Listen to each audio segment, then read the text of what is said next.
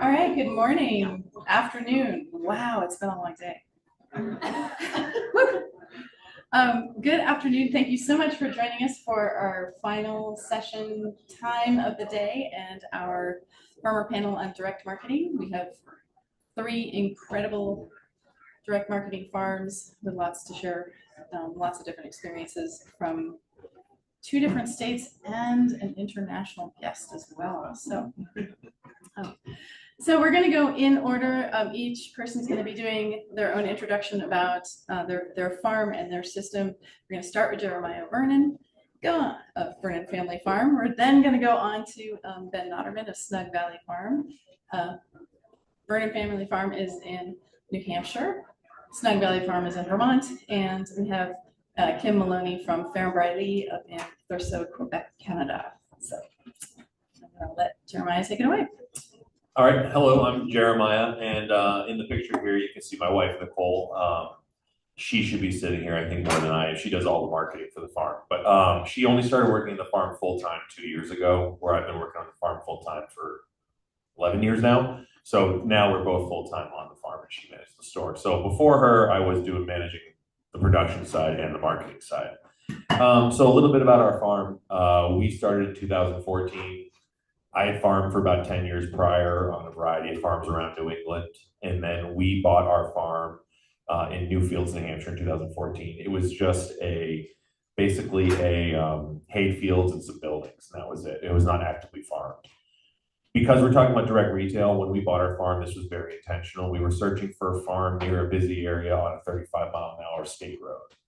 So we wanted a lot of parameters because I had grown up working on farms that had retail businesses, and that's what I felt comfortable doing. So it took us a long time, but we eventually found a farm in Newfields, New Hampshire, which is about 10 minutes from Exeter, New Hampshire, which for New Hampshire people, it's on the seacoast. It's a wealthy, busy area. And it's a 35-mile-an-hour state road, and it gets, I haven't done the car count in a while, but it gets, a few hundred cars go by every week. So it gets a lot of traffic going by there. We are a pasture-based farm, but we became that. Basically, I fell in love with farming. I didn't really care what I was going to do.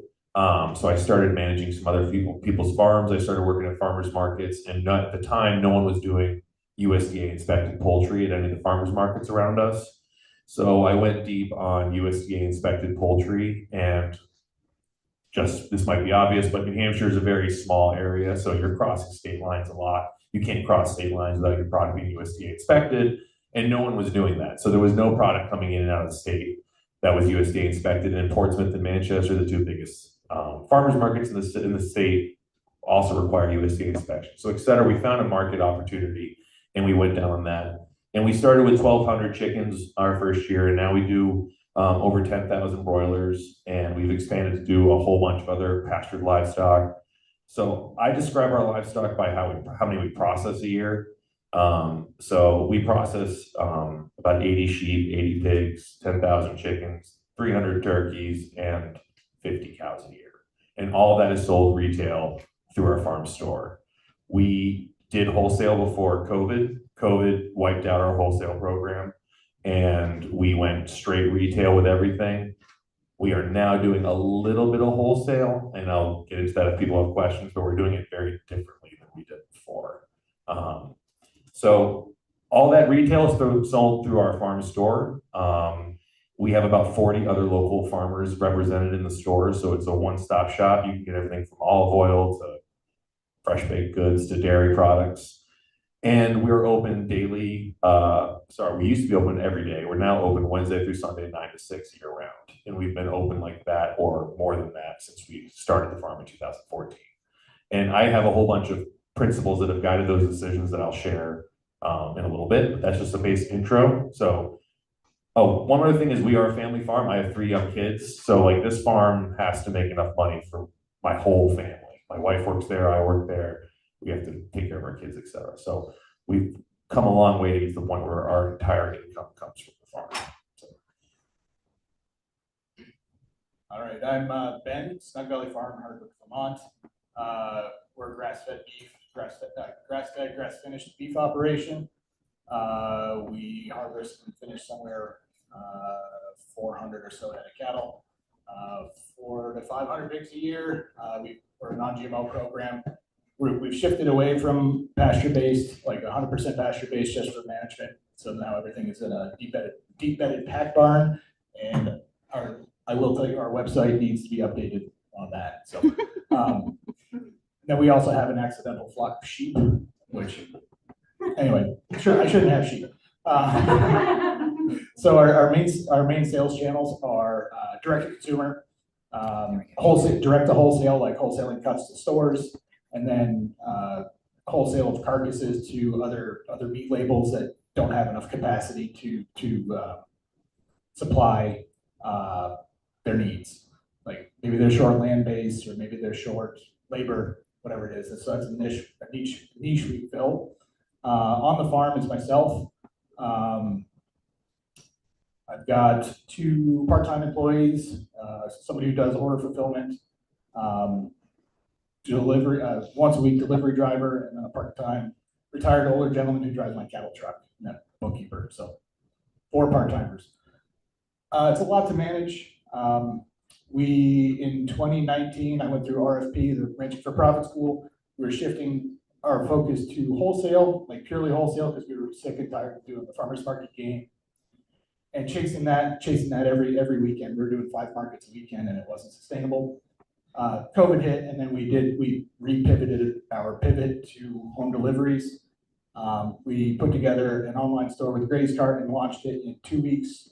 Week number 3, we had our first round of home deliveries, and we've been off to the races since. So it's been a wild ride. So if there's questions further down the way, happy to share.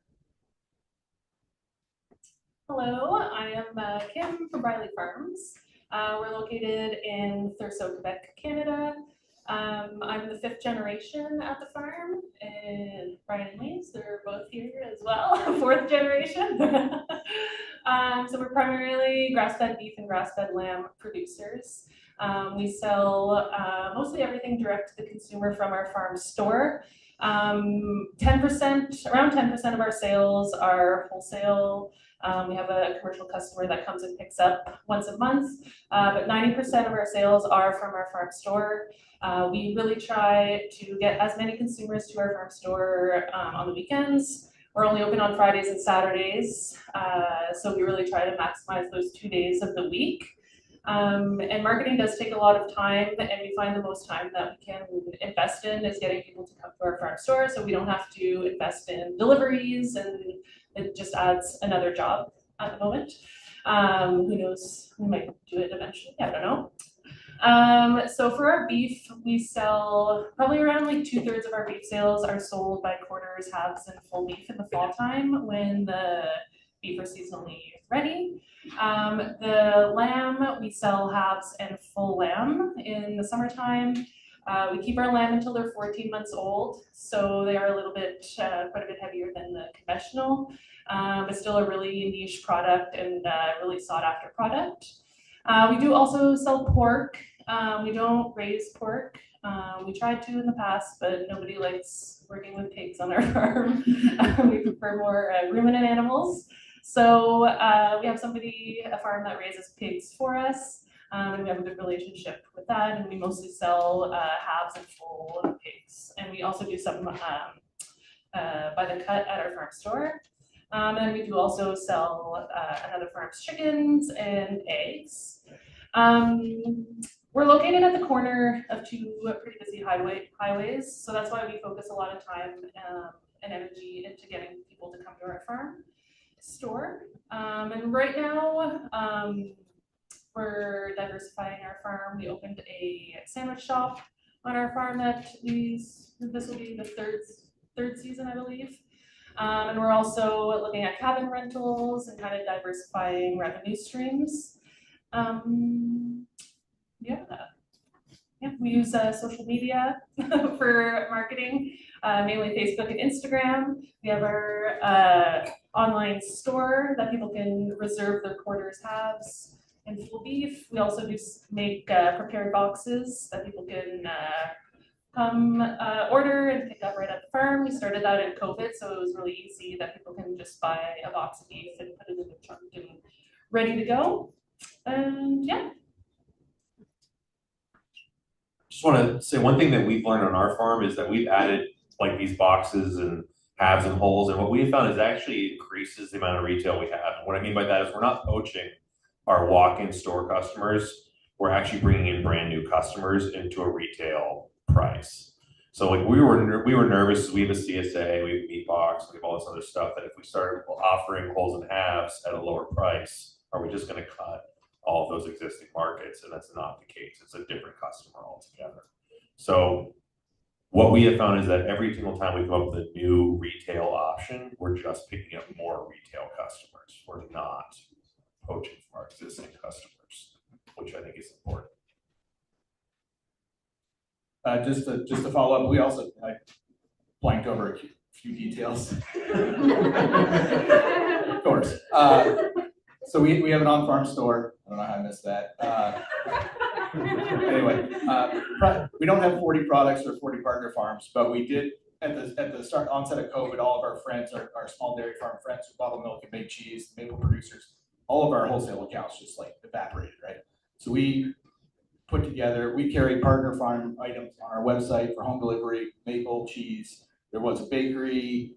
We had pastured poultry from another farm. We've since went on down to just maple and the dairy, just because other people's accounts have come back online and they don't have the capacity. So we were essentially a rolling grocery store, but we made the conscious decision not to do any veggie because there's so many CSAs and so many veggie farms that we don't need to poach those customers. We're already partnering with all those farms as a meat add-on for their CSA. So it's not like we didn't see that need when we were already doing it. Like that was a wholesale that stayed through COVID. Yeah, so our on-farm store is very small. It's a very, very tiny portion of our revenue, but it kind of captures that drive-by customer. We're not on a busy road. We're on a mile off of pavement on a dirt road, but we do raise pumpkins for sale in the fall, grow pumpkins. Anyway, so it was kind of built to capture those customers going by that maybe didn't have an opportunity to buy meat from us before because we had no easy access storefront, for our customer facing storefront. And it seems to be working. We're a year and a half into the store, and self-service kiosk, credit card, and it seems to be working rather well. Not that we're setting the world on fire, but it's consistent. So you don't have to staff it, and you don't worry about people just. Well, I always helping worry. themselves. You always worry about it, but if they're going to help themselves, hopefully they need it more than we do. That's what I've always said. But But we have a pretty obvious, robust security surveillance system. We have time programmable locks, so I can see when the door opens. It only is open from 8 to 6. You can only go through the door 8 to 6, 8 in the morning to 6 p.m. And as soon as somebody walks in, I get a notification on my phone. So it's like I'm kind of there, but I'm not there. You guys are cash payments at that? Just the card? We try to do just the card. Some customers still don't trust their credit card for whatever reason and leave cash, which is even less trusting. We have like a cash box. We do Venmo too, but we don't have a point of sale. It's mostly cash, and it's like definitely seems. What's that? Just so we can capture. Thank you. Yeah. I was saying like we're mostly cash and looking into the future as we grow. That seems like a bottleneck to like point of sale would be a thing. But do you even once you have the point of sale, you carry on with the cash? Or do you just We never intended to do cash in there, but people have just done cash and leave it on the counter. well, some people also decide that there's like a credit option too, like an IOU or something. Well, a lot of the cash customers know that like it comes up on my phone and it'll turn to the camera. I'm leaving blah blah blah. However much it's right here. Come get it. I gotta go check that. The regulars make up their own rules. Yes. This was just my opinion, but a cautionary tale for the self-serve. I think all of us are trying to grow and sell a premium product. And when you sell it self-serve, you're leaving a lot of room for the customer to make their own decisions. And for example, we sell chicken sausage that's pre-cooked, and we used to be raw. And so my point is they would take it home and they would overcook it and it would come back super dry, and then they'd never come back and buy another chicken sausage from us again. So we went with a walkie-talkie that someone could call us and ask us questions even if we're out in the field. which was like an in-between of the self-serve when we first started. And then when we started to get a little busier, we would just leave the walkie-talkie, and it was one of us would be in charge of walking up to the store. And now it's fully manned all the time. But I would just like, that would be my one word of caution, is that when you're in the store, when that customer has decided to come so far as to come to your store, it'd be good of you to make a little eye-to-eye contact with that person, have a conversation, because like that's how you're going to build that customer base for the future. And like to give you guys an idea of our farm, when we started, we had one like household freezer behind the door, and maybe like 3 customers a week. We average 50 customers a day in the store now. And I definitely think that's because we put in that eye-to-eye contact with that customer for the last like 13 years. So just a cautionary tale for the self-serve. Yeah, just to add on to having contact with your customers, that's something that we really, really try to do. My mom works at farm store and she knows a lot of our customers, and we really try to have a relationship with them. And this year especially, we were it was a big year for our farm. Marketing wise, this spring we kind of faced a few challenges finding, because for our beef, we usually buy yearling heifers and then we graze them until they're ready in the fall. In the spring, with the high prices and everything, in our area, there's less and less cattle available that we were looking for, and less grass cattle. So we couldn't find the amount that we needed to fulfill our customer orders. So we had a contact in a Hutterite community in Alberta out west that we kind of had for the last couple of years, but I never really did anything with it, just because a lot of our marketing was based around like local, we raise it on our farm. So it really caused a lot of stress and thinking of how we were going to market it. Were we going to lose all of our customers because we're going to be getting meat from out west potentially? So we had to take the leap and get meat from out west to fulfill our customer orders. And I think it's really important to be transparent with that. We told our customers the situation and what we were going through. And because we had such a great relationship with a lot of our customers, I don't think we lost any of our customers with the decision we had to make, because they understood kind of our situation, and I tried to portray that, and we still talk about it with our customers, and it's kind of an ongoing thing. Businesses change and evolve, and I think we have to be real with our customers and transparent. And that's why it's good to have a good relationship and good eye-to-eye contact with customers.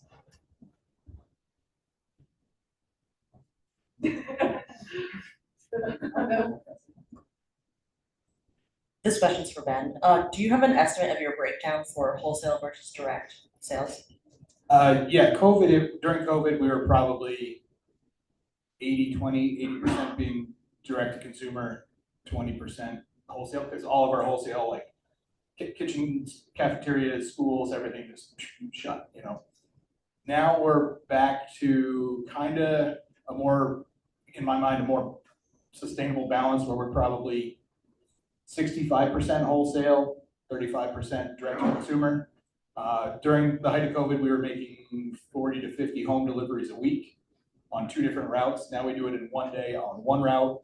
And it averages 10 to 15 home deliveries, but then we couple it with our wholesale deliveries, all the CSAs, farm stands, farm stores, grocery stores, restaurants, butcher shops. Like, we service the spectrum.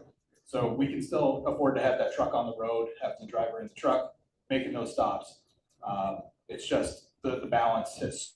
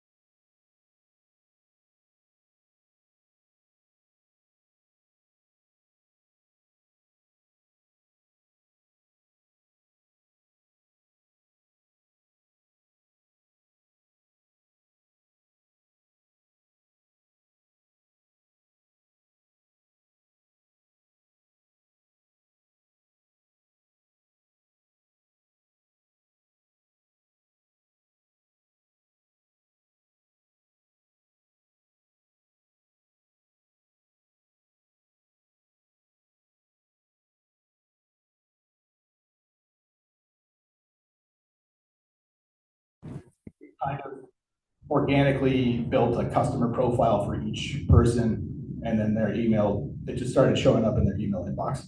Secret sauce on it, I've got nothing other than hours and hours of farmers markets taking down emails. Yeah, email marketing is definitely important. For when we started adding to our email list, we would give out free garlic skate butter for an email that everyone that came to our farm store, just to entice them and to build our email list because we were starting from zero. I try to put like a little story in, some pictures. We send one out monthly. We use Flowdesk as a platform, and it's really user friendly, and you can put your brand colors and everything. It's definitely worth doing for sure. Yeah, I don't have a secret but I have a couple thoughts. So one is, I think it matters, this is a little bit boring, but what you use for your website host. So for example, we use Squarespace, and Squarespace just launched a newsletter platform. And the reason that's important is because our online store uses Squarespace. We now can hyperlink everything in our newsletter directly to a product on our online store. That was through MailChimp, that was a much clunkier process. So I think, streamlining that is boring, but makes a huge difference. I also would call it the 1,000 rule. So if you have 1,000 followers on Instagram, 1,000 people on your newsletter, when you do a call to action, what we have found is like that 1,000 is when people start to show up. So like if you do a call to action, like it's CSA weekend, which for you means nothing. You're just telling people they should buy a CSA this weekend. If you have 1,000 people on your newsletter, someone's going to show up and buy a CSA. And so like that's what we found. Like once we got to that 1,000 mark, it was like, oh, people show up when we tell them to now. And that still carries forward now with our newsletter. If we want to increase ticket sales before an agritourism event, but send out a newsletter the night before, I guarantee you we'll sell 50 tickets the next day. So it definitely matters. And we do it every week. And we do it when there's an event as well. Just to tag on real quick, we don't do anything as sophisticated, I think, as either of you for our emails. I use Gmail, pre-build the email, and then pop it into GraysCart and send it from in there. That's our back-end platform. So it comes right, it doesn't get flagged for spam. Like a lot of times, MailChimps you'll get dinged off or Squarespace, but it doesn't because it comes right from our email. So, I don't know if that's a trick, but that's something I realized. So I have a follow-up to the sort of email marketing. So we have a thing on our website that pops up when you open it that says like sign up for our email list, and there's not that many people on there because I haven't been like trying very hard to get emails for it. But I guess my question is like, once you have people signing up, like if I did have some critical mass of people, more than 10 or however many are on there now, like how often do you think you like have to be sending something? Like, can I just sit on it for a while, or does it like once you have an email list, you really need to be like consistently sending something out like on some sort of regular basis? Otherwise, people just like, I don't know, forget or just like fall off the wagon or whatever you want to call it. We also have a pop-up on our website that it says subscribe to the on our newsletter, and they automatically get an email when they get that, and it's just kind of like a brief, like a very generic one. We send out monthly ones. Because we do monthly discovery days as well. I forgot to say that. We do monthly farm tours at the farm. So I like to send one out at the beginning of the month, kind of with like a detail, like weekends, what's going on the farm. It takes a lot of time for me to write an email and to actually sit down and really like think about it. It's not like my favorite job to do, so I think monthly for us works good. But yeah, I don't know about you. This might be too soft of an answer, but I think if you have something to say, you should email them. And what I mean by that is like we run specials, for example, all the time. So we just send a newsletter like, hey, chicken wings are on sale to the Super Bowl, 20% off. So the other thing, we don't give anybody a bonus for signing up for the newsletter, but we do specials that you can only access by being part of our newsletter. And that gets a lot of people to join. And then the other thing is, I don't do this, but my wife is very good at checking the like analytics in the background, like how many people are opening your email, how many people are clicking into the hyperlink in your email. And she's been doing that for years, and so she's learned how to increase that like whatever the open rate and click through rate and everything. And there are tricks to do that with even like the subject of your email. You know, that's anyway. That's not my department, but we have found that it makes a difference for sure. So I typically send out an email on Sundays or Saturdays. Our order deadline closes 5 p.m. on Monday or 6 p.m. Monday. Just as a reminder, like, hey, this is happening. If you want a delivery Thursday, order needs to be in Monday at 5. Here's what else is going on this week. Here are any specials we're running. Problem with the way I do it, I can't see any of the analytics like you're talking about from inside Grace Card because it's just a hit send and it's gone. So I need to look into that. Grace Cart? Grace. Or Grace Cart? It's I got it now. it's the Seven Sons sales platform. So I have a question. You've been talking about things that are working well. I would actually love to hear, you're all pretty established. I mean, I know that you're always growing, you're always changing, evolving. But what are some of the stumbles that you've had along the way? What are some of the crashes and burns? Because you're making it sound really easy, which is awesome. And that's why we asked you to come, because you've had experience. But Well, I would not underestimate refrigeration with retail business. Refrigeration sucks. And we have walk-in freezers, walk-in coolers, retail cases, and they all have compressors and they all break. So don't underestimate the cost of refrigeration if you're gonna have your products displayed. I think direct marketing, other issues we've had is packaging. We process all of our chickens. So we're about half an hour from here on the seacoast, but we kill all of our chickens in Jersey, about 5.5 hours from the farm, because the quality of the packaging in Jersey is so much better for retailing and putting on a shelf for display. So, you know, we lost like thousands of dollars a year in product to damaged vacuum seals, because this might be obvious, when you're doing retail, people open your case, they pull it out, they don't like it, they put it back, and they pull it out, they put it back, and they bust that vacuum seal, and then you basically throw that meat away, because like no one's gonna eat it. And so the packaging quality was a huge thing for us to overcome. And then another huge issue for us to overcome was regulations. I would not underestimate what it means for you to start bringing customers to your property. That's very different than you working your property and shipping your product out. Once you start bringing vehicles onto your property to park, people wander around, they touch your fences, they try to go in a barn, they gotta go to the bathroom. Like all of a sudden, you're like, whoa, I did not understand what it meant to have 30 people running around right now. And we've had tremendous issues with our town on managing the people. So don't underestimate that part. Just because we've had like a little bit of preliminary success with Google Maps and Showing up online and having a farm stand that's gotten popular in town. We're in ski town. We've already had like tour buses show up and people just start wandering around and taking pictures, and it's like totally unannounced. Just 30 people unload off a bus. And, Yeah. Start going to check out the animals, you know? Yeah. And you don't have signage saying trespassing? My take is sign just suggestible. Yeah. Well, I hear that. I have really clear boundaries because they want to come all the time. So I charge them $100 for my hour, and I take them out for tours on my buggy, and they get me for an hour. And they do my tours. I get $100. You know, I can't stand having people around.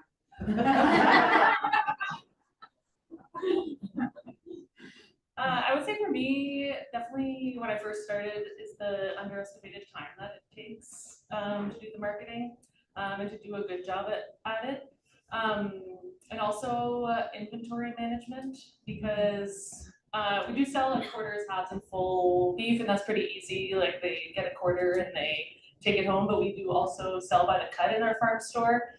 So kind of being creative and trying to sell like the beef shanks or like the roasts in the summertime depending on the seasonality of it.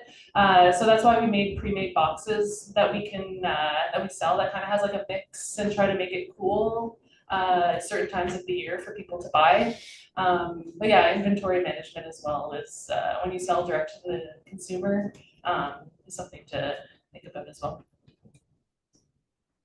One that stands out for me is when we first started shipping. So we ship kind of regionally within, next day or 2-day UPS. Not a big part of our sales, but we had some serious fails on product getting to the customer in a very lukewarm state.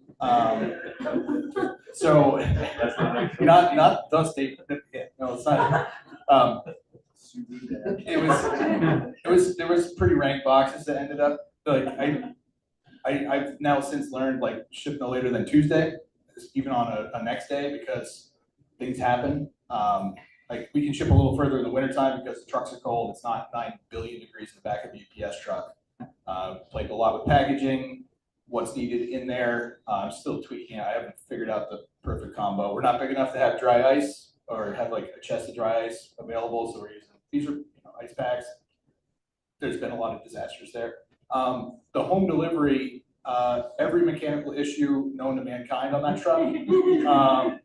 U-joints, ball joints, like it's 35 below, the damn diesel won't start. Like the def heater goes out. I didn't even know I had one. Like it's like won't run. So there's just been these all these compounding problems that you don't know until the day of delivery, and then you're scrambling and you're doing it in the back of a pickup, which is a bad look. But you got to get your deliveries out. Like the people are waiting. Not so much the home customers, but like the businesses that know you come Thursday and they've set their restock on that. So that's one of the logistics is a real challenge. Ben, I hope you charge extra for comedic relief. In the same vein of this conversation of challenges, instead of being like retrospective, so looking forward, like what challenges do y'all anticipate coming into your business being direct to consumer and public facing in the next, let's say 5 years? So from a business model perspective, and what are you doing to mitigate that?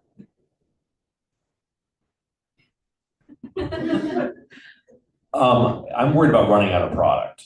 And I mean that both for our farm and the surrounding farms. There's, our farm store, I think I said, has about an average of 50 customers a day year round. If we were to double that, like we would have vendors we work with now that just would not be able to keep up. And I don't know where we would go. I don't know where else we would go. So my wife and I have been talking a lot about how do we increase our sales in our store without necessarily having to increase the amount of product we're producing. Or, and I don't have an answer to that yet. Like, how do we, we don't want to just start selling soap. Like, we're trying to sell food. Our store is 95% food. It has a small little candle soap section or whatever. But, so I think that for us is one of the things I'm most concerned, like, where are we going to source product if we continue to grow? And then the other thing I would say is there's just really not much infrastructure for agriculture in New Hampshire, in New England. So, processing chickens in Jersey isn't great, but that's where we're going. So I always worry about the process side of things too. Unfortunately, I see a lot more competition coming, which is a good thing because there's a giant amount of customers out there. It's just I think the biggest challenge, other than the ones that were listed, are that we don't cut each other's throat. Like there's plenty, but I think the big challenge is oversaturation in the same area. You got to reach further than you think. Like we're even closer to Boston now. That's like unending customers, and we're on 2 hours north, and that's my focus. I don't want to sell in my little region any more than I already am because I don't want to cut anybody else's throat. Let's go where we're not beating each other for the same customer. Let's go where there's unending customers. So like how do you differentiate yourself? Yeah, differentiation, and also just thinking outside your close bubble. Yeah, I would say same thing. Where are we going to be sourcing our cattle? Where are we going to be sourcing our meat? Because I don't want to become like a distribution center kind of thing. I still want to be like true to have animals on the land and grazing and stuff like that. So I think, yeah, how do we increase our sales? As myself being another generation on the farm, we still need to be increasing our sales every year. But we do have a certain amount of acreage that we're working with. So when we max that out, where are we gonna get the meat from? By still, being true to who we are and what we raise. So I'm curious about labor. Direct marketing so often seems like such a great, you want this next one? Okay, then I won't give it to you. So often direct marketing is kind of looked at as a thing that is going to save you when wholesale isn't, and there's a pretty significant, can be, labor side to that. And so I would love if y'all talk about labor and how you decide when to bring in somebody, like where's the price point of that? Where's the time saving of that? Where's your decision making around when to bring in more labor, and how is that working for you? For us, I do most of the marketing, social media, newsletter, and all that kind of stuff. The labor that we bring in is, and I also do the work with the animals, the day-to-day cattle moves, sheep moves, and stuff like that. So the work that I like to do is both of that, but the labor that we bring in would be to help with the jobs, the farm jobs, such as like with the cows and the daily moves. I also took ranching for profit, and it's good to spend your time doing the $200 an hour jobs rather than the $20 an hour jobs. So the less that we can do of the $20 an hour jobs, the more profitable we will be. But you all know we love doing the $20 an hour work. I kind of look at labor when I'm really falling short on something, or something's falling through the cracks. That's it. I should be seeing it earlier, but that's about when I see it, and then I go, I need some help. And so like I said, there's a few, 3 or 4 part-timers that work beside myself. I'm obviously full-time. I would like to be able to bring on somebody else full-time, or convert one of those 2 part-times to 1 full-time, and kind of broaden their spectrum a little bit. But what we've got going right now works. So until somebody decides they don't want to do it anymore, I'm gonna leave it as is, and I just bring on more reinforcements as needed. When my wife joined the farm full-time, we were able to lay off like 5 people. So we have 2 part-timers in the store, and then Austin is part-time with me out in the field, and that's all we have for employees. We used to do farmers markets and all that. Farmers markets are a labor sink. So like we don't do that anymore, and I'm so thrilled about that. I'm sorry, your question was like about making labor decisions too? Like, Yeah, I'm curious about your decision points. What tips you over to getting in more labor? we used to have up to 20 employees, and now we're down to these 4 part-timers. And honestly, for me, the HR side, like I just don't want more employees. I'm done with that side of things. So for me, I'm just trying to do more with less. That's less employees is better, I think. You can ask us as many questions as you want, John. I just want you recorded. Curious sort of about how you plan your production, and like as you guys have grown your operations, was there a point where you felt like you had done the market research and you knew that, okay, I'm selling everything I'm producing, kind of made a jump, or did you make, more slow and steady growth? And now, like, are you at the point where you're producing to the carrying capacity of your land, just figuring out how to sell that, and then maybe you have enough to make money more? It sounds like that's your case then. I think that's another question. Like, how do you decide kind of when it's time to just max out? What can we do, the system? Yeah, so we've been kind of in a growth phase since I left my teaching job in 2019 to do this full time. And I'm ready to not grow, like I'm ready to just refine. The markets just seem to never stop. So I haven't bumped up against the ceiling of my market yet. I've bumped up against what I want to handle. far as volume. I guess another like part of the question is, when you started, if you're diversifying into, you know, having wholesale accounts and having retail things, is it, oh man, I've got a bunch of stuff I can't sell retail, I need to find a way to wholesale it, and then that establishes that relationship? Or was it more intentional than that? I wish it was more intentional, but it wasn't. It started off as that, and then the consistency factor comes into play. Like a butcher shop wants 2 pigs a week, every week. Like they want a very similar carcass every week. Stores want the same cuts every week. So then you have to fall into this need of consistency, which then forces you to scale to match that consistency. Yeah, so it started like, how do I get rid of the whatever shanks that nobody really likes? So I stopped cutting shanks and put it in ground beef, which flies. Like, so, okay, I'm not selling the bone, I'm still selling the bone, it's a bone, but not as a shank, you know, like a shank steak. So you gotta be a little creative on that kind of stuff. And you don't sell any lamb. Not enough. I think the most we've ever killed I is can't keep my shank. 60. Oh no, lamb shanks fly. I'm talking about beef shanks. Like, yeah, lamb, I've got no problem selling. Don't make enough. For us, we have to book our butcher and slaughter dates and everything. Like we had to book them for 2026 in last August.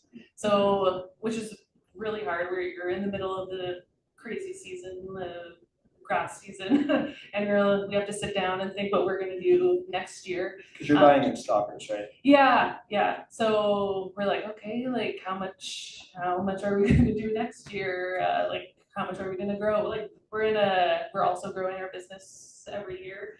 So it's really hard to say. So we try and sit down in August and kind of plan out the following year what we're gonna be selling and how we're gonna find those cattle and to fulfill those butcher dates. We use our point of sale to figure out how much we're gonna grow. So like, we've been tracking our sales with Square, since we started, that's the platform we use. So like what we've been doing is every year as we grow, like I'll make my slaughter days closer together. So it used to be like, you know, every 90 days we'd slaughter pigs, and now it's every 45 days. And so, and what we've done to help fill that gap in production is we have a livestock dealer we work with, and you know, I'll just say like, hey, I have this many pigs on the ground, I'm gonna need this many pigs for these dates.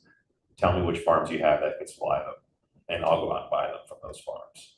So that's how we like filled that gap as we continue to scale up and grow.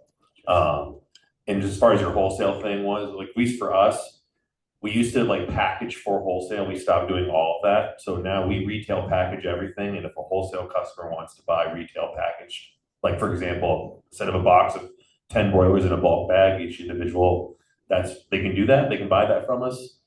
If they don't buy from us, I can retail it on the shelf. Because when we were doing separate packaging, it saved the wholesale customer money. But then if I had 50 bulk broilers and no more retail, it doesn't matter. I still have to wait for that restaurant to come. So for us, wholesale is like a secondary thing for sure. Yeah. The only thing that we package special for wholesale is ground beef cases, 5-pound bags in a case. But I have restaurants and stores or lunch counter type places that use it, and I know what they need each week or approximately. So I'm never sitting on thousands of pounds of it. And if I run out, they'll use retail packs. The wholesale price is the same on either, so it doesn't really matter. It's just the annoyance factor in the kitchen if you gotta open a billion little packages. Yeah, for us, the one wholesaler that we sell to, they take the same packaging that we have at our farm store, so we don't have any different packaging. And they take any extra that we have, so we don't send them. They order thousands of pounds of meat, but we only send them whatever we have. And luckily, they take kind of the offcuts too, so like the roasts and cubes and stuff, and of course ground beef. But yeah.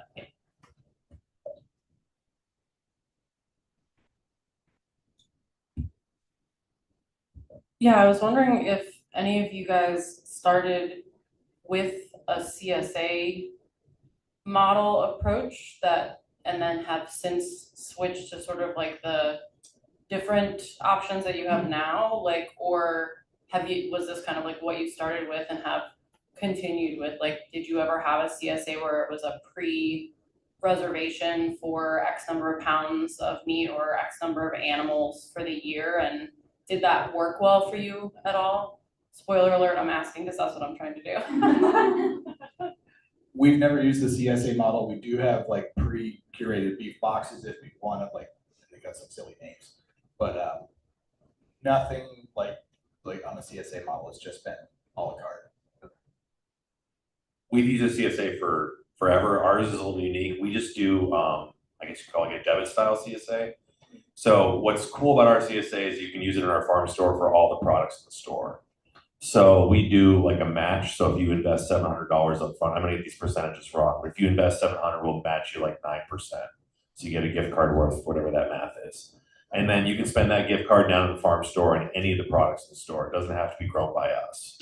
And what we have found, maybe to the chagrin of other farmers, is that, you know, our CSA is basically as comprehensive as you could possibly get a CSA to be. I mean, and it's choice. So if the customer doesn't like chicken, they don't have to buy any chicken with their CSA.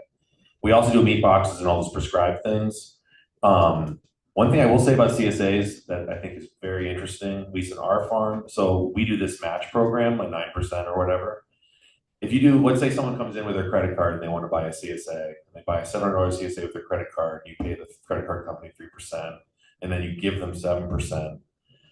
That started to add up for us. Like, holy shit, we're giving away like tens of thousands of dollars in these percentages. So what we did is we raised the price of our product to cover somebody who bought our most expensive CSA, got the largest match percentage, and we added that onto our markup. The downside is now is like every single product in our store became 15% more expensive overnight. The person who buys the most expensive CSA is the wealthiest customer you have. So in a sense, our wealthiest customers are buying the best CSAs. For us to adapt to that, we've raised the prices of everything by 15%. So just like a side note story, the CSAs can have these, we did not foresee that coming when we started this process. But that's been a very interesting thing to realize, is that everything's more expensive because of the CSA.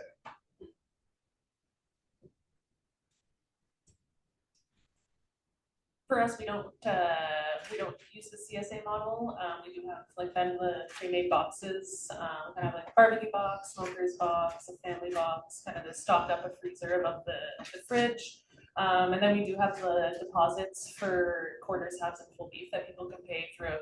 They do a $200 deposit any time of the year, and then it reserves their beef for the fall time.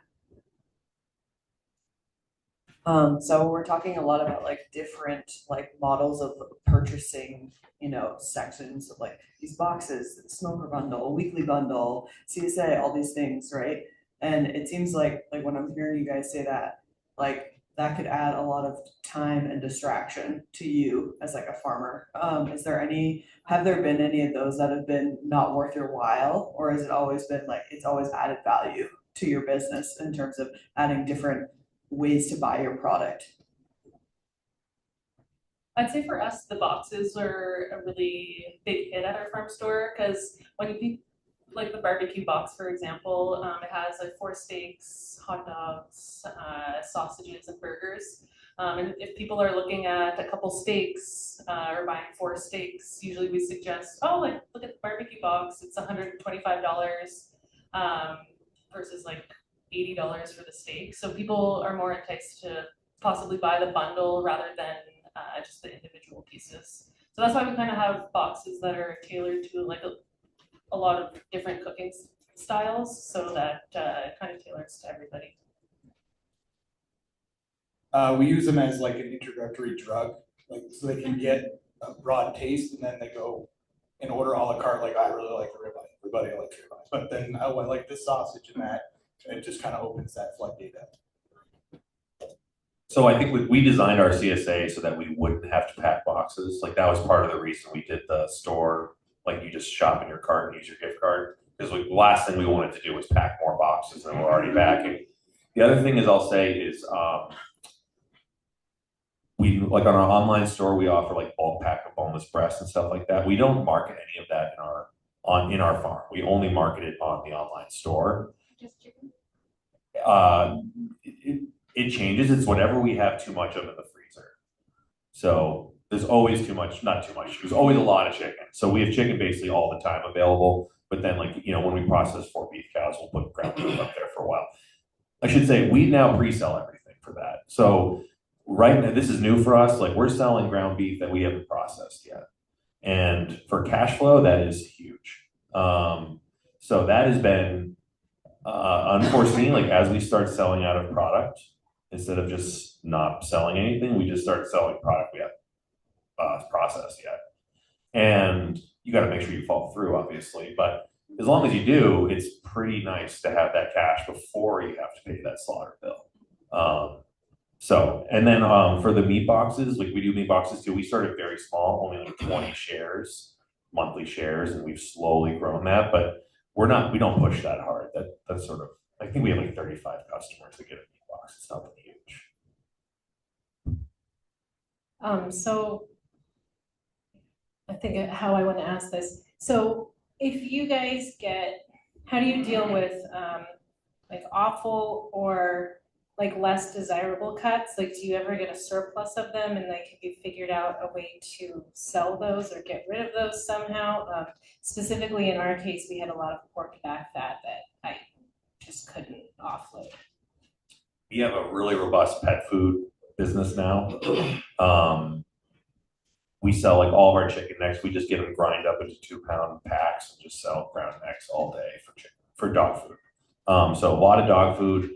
And then I think in one of the talks, like we do all the tallow stuff too, you know, like all the lotions and all that stuff too. But, you know, someone else does it for us. We don't do it ourselves. So we actually now have no offal. It all goes. Yeah. We've been doing pet treats with our liver since 2010 probably. Some Cabela's dehydrators, nothing special, making dog treats. We are going to start blending our heart and our ground beef to make a primal blend, because that's really the only offal that's building up. We've got outlets for tongue and cheeks that can't get enough. So on the beef side. What about the intestines and the lungs, that part of it? We don't typically get any of that back that goes to render. Oh, okay, that's what I call it. Yeah, for us, most of the organ meats, people love and can't get enough of it. I don't know why, but any extra like fat and everything, we have a transformation kitchen at our store as well that we make tallow. Yeah. I'll just add to that I ended up with a ton of pork fat, and which does not make a great lip balm, but it does make a really great soap. So now I'm working with somebody who's actually making soap that I'm using out in our farm stay business as in our welcome baskets. So we have about 5 minutes left. Yeah, so we have time for a couple more burning questions, and then I'd love to have like a closing comment from y'all. Okay? Yeah, I do have a burning question. I don't know how long you've been doing this, but have you seen the changing trend in who your customer is? I mean, like 40 years ago, we had a lot of people that would buy whole and half lambs, but they're dead now. And they don't have very big family, you know, their households aren't very big anymore. So they're just purchasing their, you know, totally differently. So you do whole and half. Yeah. You guys have moved to, I love the boxed idea. We still do some whole and half, just not much. Okay, that's my point. Do you see other trends emerging? For us, it's probably the opposite. I'd say probably like, I don't know, 4 or 5 years ago, we were really, really trying to sell the quarters and halves. It felt like we were really trying super hard, and like the sales were there, but it was more like people were buying individually. And this past year, none of our marketing really had an option. We never really spoke about the quarters and halves, and we sold so many more than we could even furnish. So I don't know what that means, but I think people are more like stocking up their freezers, and yeah. I would say if you're gonna like design a meat box, do not go over 10 pounds for a month. And I will say we've had more people quit our meat box because they get inundated with meat versus not enough. That's 10 pounds a month for like 4 people, which in my household would not last a month. But some people don't eat as much meat as we do.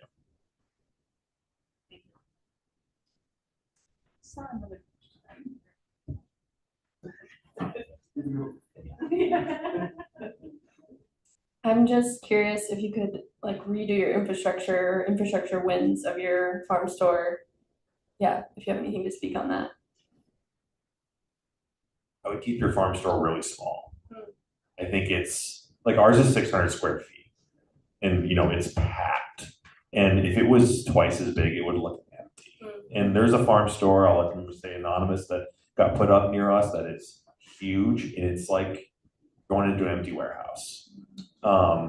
Keep it small, keep it packed, keep it look full, and so that's not a renovation, but I would say like as far as our infrastructure goes, as we get busier, my wife, like we never talk about growing the size of our store. It's like, let's keep this thing small. Let's keep it look packed all the time. I'd rather have more back inventory that I just keep restocking shelves than have some shelves that stay blank sometimes. So. Our store is relatively small. It's 12 by 20. And if I had to do it over again, I'd just do it sooner. I don't know why it took me so long, but it was always like this thing, oh, we'll get to it, and then just pull the trigger, we get it. So sooner the better. Yeah, our farm store is pretty small as well. It's, I don't know, how big is it? Like 12 by 12. Yeah, it's quite small. I'd say we probably need a little bit bigger. But it is nice to have a small store because it does look full. You don't want to go too big and have like empty shelves and people are like, oh, like they don't have a lot of selection when really you do, because things might just be looking empty. But yeah, smaller is good. So what have we not talked about? What has been coming up in this conversation for each of you that you want to make sure that gets covered? So I wrote down a couple things, and these are sort of like what we use as guiding principles to start our direct marketing business. So, and I stole all these from just like literally paying attention to like, why does Walmart seem to still be open? And so consistency, convenience, education, and quality. And I don't necessarily think quality really even has to be there. But our products, like, we hang our hat on chicken. We always have chicken. Like, we will never sell out of chicken. We may not have boneless thighs today, but like you can always get chicken. So like I think that's how we build our repeat customers, is we were consistent with a product. It was always there on the shelf. We're convenient. We're open Wednesday through Sunday, 9 to 6 year round. You don't have to ask us if we're open. You don't have to show up and be like, shit, they're not here. Like, it is open. The lights are on. The music's going. There's someone behind the counter. And I think that has been huge for us. Education, I don't know how you guys feel, but our product does not look like the product you buy at the supermarket. And you'd be amazed like how many people just come in and glaze over our cases full of like premium meats, and then they go like, do you have ground beef? It's like, oh my God. It's like, there's tons of it right here. And when but literally people don't know how to look at vertical cases. Like it's stupid, but like people shop with their eyes, and your farm store is not going to look like a Whole Foods or a Walmart. So like there's so much education required to get people to understand how to cook your product. Our product's all frozen. Most people think it's going to take like 3 months to thaw that product out, but you can thaw it out in like 15 minutes. You know what I mean? So like educating people, like you can roll in at 4 and eat at 6 with the food that's frozen in the freezer. Like it's just like so much education there. So those would be like my big, like if you're going to start direct marketing, I would focus on those things: quality, convenience, consistency, and education. So I'll second all the things that you just said. When we were doing farmers markets, we were educators first, salespeople second. You educate them, then they try it, then you have a customer, and you've explained why your product's the way it is. Not running anybody else down on their product, but just telling them why your product is this. And then once they understand, you've got that customer, you're locked in, they're coming back to you because you took the time to explain to them how to thaw it, how to cook it. And you can really steer people on toward whatever you have in overstock. You know, it's just kind of, they need a lot of hand holding and it takes time, but then once they're trained, you've got a trained customer. Yeah, I think education is key for sure, because our products are different than what you would get in the grocery store. And people are like, why is your ground beef not bright red? You know, why is it, why is it this brown color? And also to, yeah, have a relationship with your customers, whether there's a lot of grass-fed beef producers around you or vegetable producers around you, people and customers want to come to you for a certain reason, so you have to portray why are customers coming to you, and you have to have a really good relationship with your customers is key, I think.